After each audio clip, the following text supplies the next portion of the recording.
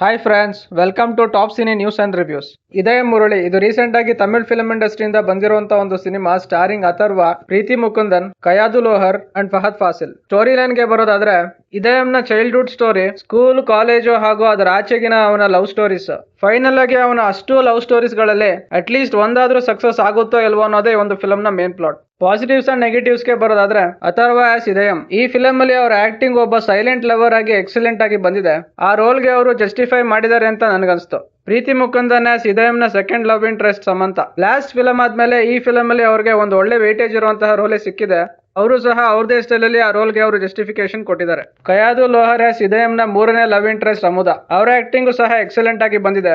ಫಹದ್ fossil as ಸೂರ್ಯ ಈ film ಅಲ್ಲಿ extended ಕೆಮಿಯೋ roll ಮಾಡಿದ್ದಾರೆ. ಅವರ ಒಂದು ಪರ್ಫಾರ್ಮೆನ್ಸ್ ಈ ಫಿಲಂ ಗೆ ಮೇಜರ್ ಬೂಸ್ಟ್ ಕೊಟ್ಟಿದೆ ಅಂತಾನೆ ಹೇಳ್ಬೋದು. ಅವರನ್ನು ಸೇರಿ ಬಾಕಿ ಎಲ್ಲ ಸಪೋರ್ಟಿಂಗ್ ಆಕ್ಟರ್ಸ್ ಸಹ ಆಕ್ಟಿಂಗ್ ವೈಸ್ ತಮ್ಮ ರೋಲ್ ಗೆ 100% ಜಸ್ಟಿಫಿಕೇಶನ್ ಕೊಟ್ಟಿದ್ದಾರೆ. ಡೈರೆಕ್ಷನ್ ವಿಷಯಕ್ಕೆ ಬರೋದಾದ್ರೆ ಮೂರು ಅನ್ಎಕ್ಸ್ಪ್ರೆಸಬಲ್ ಅಥವಾ ಹೇಳಿಕೊಳ್ಳಕ್ ಆಗದಂತಹ ಲವ್ ಸ್ಟೋರೀಸ್ ಪ್ಲಸ್ ಒಂದು ಮ್ಯಾರೇಜ್ ಬ್ರೇಕ್ ಸ್ಟೋರಿ, ಒಟ್ಟು 4 ಕಥೆಗಳನ್ನ ಮಿಕ್ಸಿಗೆ ಹಾಕಿ ರುಬ್ಬಿ ಈ ಫಿಲಂ ಕಥೆನ ಮಾಡ್ಕೊಂಡಿದ್ದಾರೆ. ಸ್ಟೋರಿ ವೈಸ್ ಡೀಸೆಂಟ್ ಆಗಿ ಮಾಡ್ಕೊಂಡಿದ್ದಾರೆ ಅಂತ ಅನಿಸ್ತು. ಎಕ್ಸಿಕ್ಯೂಷನ್ ಗೆ ಬರೋದಾದ್ರೆ first half of the film screenplay feel good comedy ಆಗಿ ತಗೊಂಡೋಗಿದ್ದಾರೆ. ಎಸ್ಪೆಷಲಿ ಇದೆಯಂನ ಸ್ಕೂಲ್ ಮತ್ತು ಕಾಲೇಜ್ ಲೈಫ್ ಇನ್ಸಿಡೆಂಟ್ಸ್ ನ ಕೆಲವೊಂದಷ್ಟು ಸೀನ್ಸ್ ನನಗೆ ರಿಯಲಿಸ್ಟಿಕ್ ಫೀಲ್ ಕೊಡ್ತು. ಹೀರೋ ಫ್ರೆಂಡ್ ಜೂಜು ಕ್ಯಾರೆಕ್ಟರ್ ನ ಕಾಮಿಡಿ ನನಗೆ ವರ್ಕ್ ಆಯ್ತು. ಫಸ್ಟ್ ಹಾಫ್ ನನಗೆ ಡೀಸೆಂಟ್ ವಾಚ್ ಫೀಲ್ ಕೊಡ್ತು. Second half of the film screenplay feel good comedy emotions ಎಲ್ಲದನ್ನು ಈಕ್ವಲ್ ಆಗಿ ಬ್ಯಾಲೆನ್ಸ್ ಮಾಡ್ಕೊಂಡು ಹೋಗಿದ್ದಾರೆ.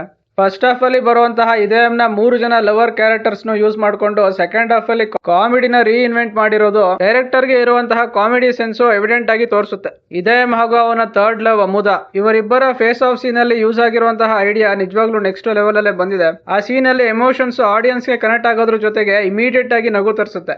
ನನ್ನ ಪ್ರಕಾರ ಈ ಒಂದು ಸೀನ್ ಏನೇ best part of this film. Last 15 minutes ಅಲ್ಲಿ ಫಹದ್ ಫಾಸಿಲ್ ಆಕ್ಟ್ ಮಾಡಿರುವಂತಹ ಪೋರ್ಷನ್ಸ್ ಎಕ್ಸ್ಟ್ರಾರ್ಡಿನರಿ ಆಗಿ ಬಂದಿದೆ.